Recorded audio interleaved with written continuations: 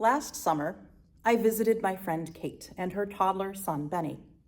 We made an afternoon visit to a large local playground near their home, and with a child's curiosity, Benny took in the slides and the swings and the spinners and the sensory panels, as well as the kids of all ages. Then he set out to play and explore, while Kate and I watched from several feet away. Every so often, Benny faced something outside his comfort zone. Some playground equipment he didn't know what to do with. Steps he wasn't sure he could climb with his short little legs. Some rowdy, bigger kids making noise in a different part of the playground. And at that point, he looked back at us, seeking his mother's face. "I'm here, Benny," Kate said with a warm smile, and their eyes connected, and he took in the truth. Mom's right here. She's watching me, she's loving me, she's delighting in me. And those uplifting words from his mother, the reassurance of her presence and her comforting gaze, all soothed him. And I watched as he turned back to the playground, energized to face whatever was before him. And this cycle repeated itself several times that afternoon.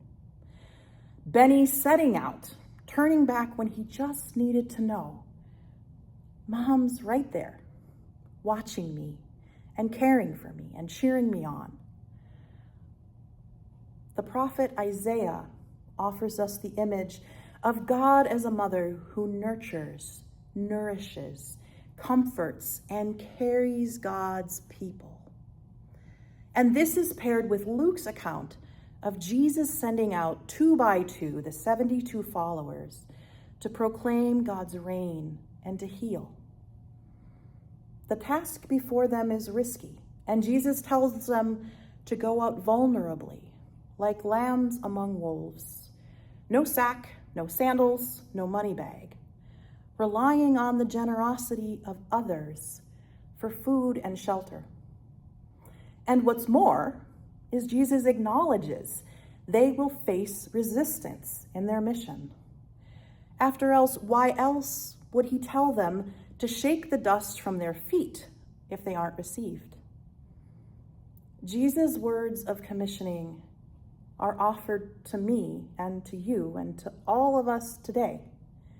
We are sent as pilgrims of hope to speak words of shalom, of wholeness, to bear witness to God's reign of justice, peace, and joy, to respond to wounds with compassion, and to share in hospitality with others.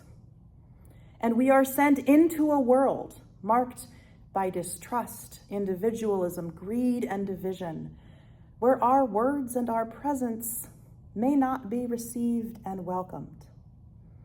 So perhaps Jesus' words of commissioning point us back to Isaiah's words of comfort.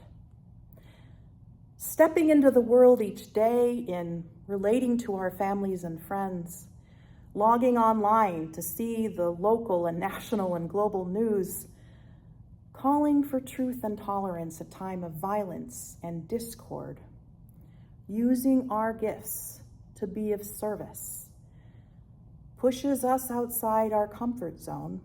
And if you're anything like me, at times it's overwhelming. And it's then that we turn away from whatever challenge we're facing and turn towards the truth of God's presence and God's providence. Whatever difficulty lies before us, God is there, watching us, loving us, delighting in us.